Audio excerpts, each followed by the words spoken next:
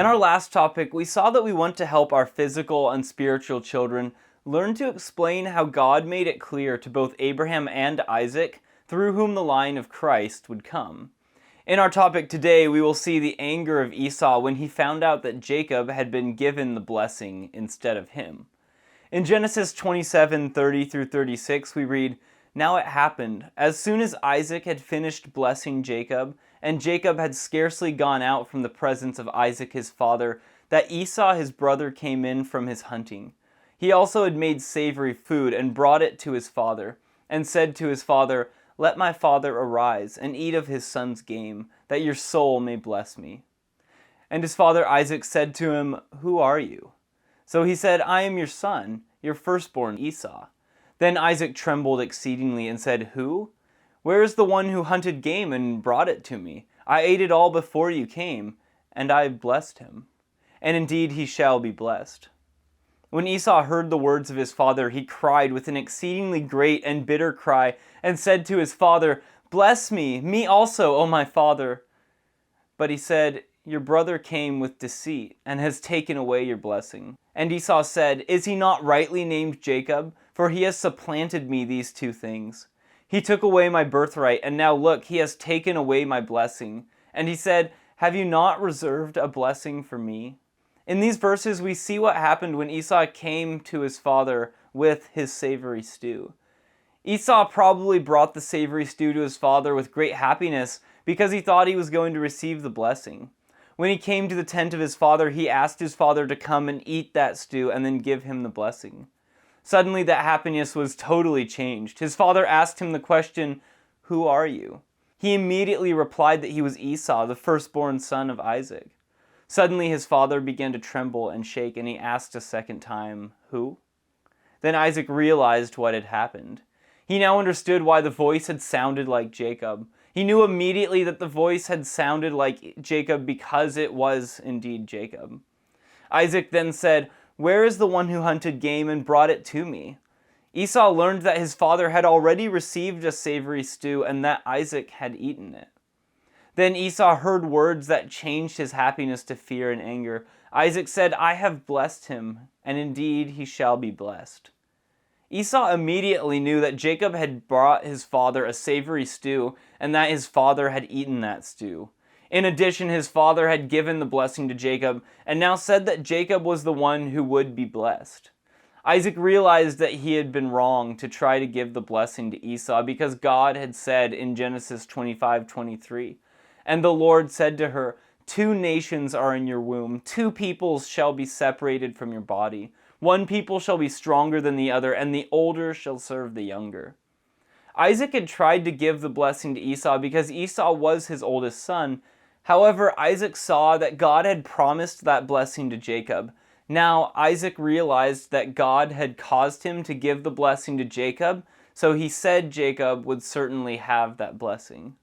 Isaac said that Jacob had come with deceit and had taken away the blessing of Esau. Esau said Jacob was certainly the name that fit Jacob because the name means supplanter, and that is what Jacob had done 2 different times. Then he said that Jacob had taken away his birthright. Here we see that Esau had deceived himself. He had sold the birthright to Jacob for a bowl of stew because he did not want the spiritual leadership in the family. However, he did want the blessing, and now Jacob had taken that also. As a result, Esau asked his father if his father had another blessing for him. Genesis 27:37 through 40 says, "Then Isaac answered and said to Esau, 'Indeed I have made him your master, and all his brethren I have given to him as servants. With grain and wine I have sustained him. What shall I do now for you, my son?' And Esau said to his father, 'Have you only one blessing, my father? Bless me also, O my father.' And Esau lifted up his voice and wept. Then Isaac his father answered and said to him, 'Behold, your dwelling shall be the fatness of the earth, and of the dew of heaven from above. By your sword you shall live, and you shall serve your brother. And it shall come to pass when you become restless, that you shall break his yoke from your neck.'" Esau wanted to know if his father had another blessing for him, but Isaac first told him what he had said in the blessing he gave to Jacob. In the blessing Isaac had given to Jacob, he had said that Jacob would be the master over his brothers, and that all of his brothers would be his servants. Isaac had also said that the crops of Jacob would be blessed. Then Isaac asked Esau, "What shall I do now for you, my son?" Isaac felt that he had given the complete blessing to Jacob, and now asked Esau what he could give to him. Esau did not like what he heard when he heard how his father had blessed Jacob. He felt that his father could also give him a different blessing. As a result, we see that Esau answered his father, "Have you only one blessing, my father? Bless me also, O my father." Isaac did give a blessing, but it did not reverse the blessing that he had given to Jacob. Isaac then said that Esau would receive the blessing that would be provided by the earth. He would live in a place where the land was fertile, but not like the land that Jacob received. That land would be watered by the dew that came during the night, so there would be food for his animals. His crops would also be watered by the dew. This meant that he would experience some blessings. However, the blessing Isaac gave to Esau also said that Esau would live by the sword and that he would serve his brother. The fact that he would live by the sword meant that he would frequently fight with others. Then Isaac said in this blessing that Esau would serve his brother. This part of the blessing was the part that Esau really hated because it did not undo what Isaac had said to Jacob in his blessing when he said Jacob would be the master of his brethren and that his mother's sons would bow down to him. Esau became filled with bitterness at the thought of bowing down to his brother. Hebrews 12:15-17 says, "Looking carefully lest anyone fall short of the grace of God, lest any root of bitterness springing up cause trouble, and by this many become defiled. Lest there be any fornicator or profane person like Esau, who for one morsel of food sold his birthright. For you know that afterward, when he wanted to inherit the blessing, he was rejected, for he found no place for repentance, though he sought it diligently with tears." Here we see that bitterness took root in the life of Esau. That was the reason he could not inherit the blessing, because there was no repentance in his life. He was told that the day would come when he would finally break off his yoke and no longer serve his brother. However, Esau was not happy with that blessing. Genesis 27:41-46 says, "So Esau hated Jacob because of the blessing with which his father blessed him.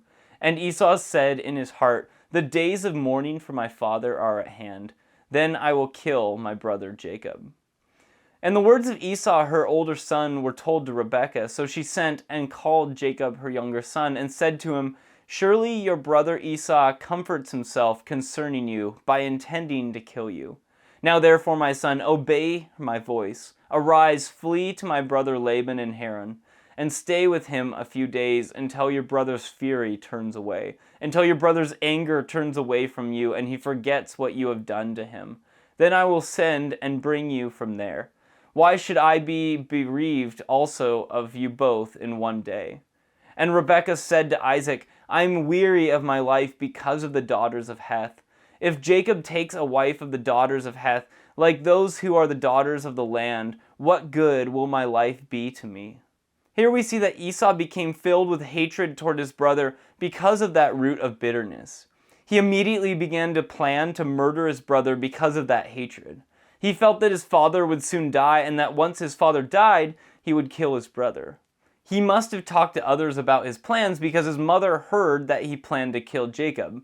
As a result, Rebekah sent a messenger to get Jacob and tell him what Esau had decided to do. From what we read, we see that this way of comforting himself was to think about what he would do to Jacob after his father died. Here we see that when people are bitter, the thought of taking revenge brings comfort to those who are planning the revenge. That is why Jeremiah 17:9 says, "The heart is deceitful above all things and desperately wicked. Who can know it?" Rebekah had a plan to protect Jacob that she suggested to him. She told him to flee to the home of her brother Laban in Haran so that he would be a long distance away and Esau would not be able to find him. She said that he could stay there for a few days until the anger of Esau had passed away. She said that once Esau forgot his anger, she would send a message to him so he could return. She did not want to have both of her sons killed. The reason she spoke about both of them being killed was due to the fact that if Esau killed Jacob, some relative would avenge that murder by killing Esau, and she would lose both of her sons. That message never came from Rebekah to Jacob, even though Jacob spent 20 years in Haran. Rebekah also had to get Isaac to agree to let Jacob go. However, she gave Isaac a different reason to send Jacob to the house of Laban in Haran. In this way, she also chose to deceive her husband again. Instead of telling Isaac about the plan of Esau to kill Jacob, she told Isaac that the wives of Esau were causing her to experience grief, so she did not want Jacob to also marry a wife from the Hittites. She said that then her life would not be worth living. Again, one of the things that we see in that when we tell lies is it leads to more lies. We want to help our physical and spiritual children learn the importance of speaking the truth in their own lives, and also help them to learn to teach others the importance of speaking the truth. Ephesians 4:15 says, "But speaking the truth in love may grow up in all things into him who is the head, Christ." Here we see that speaking the truth in love is a key part of our spiritual growth. May the Lord richly bless you as you help your children show others the importance of speaking the truth.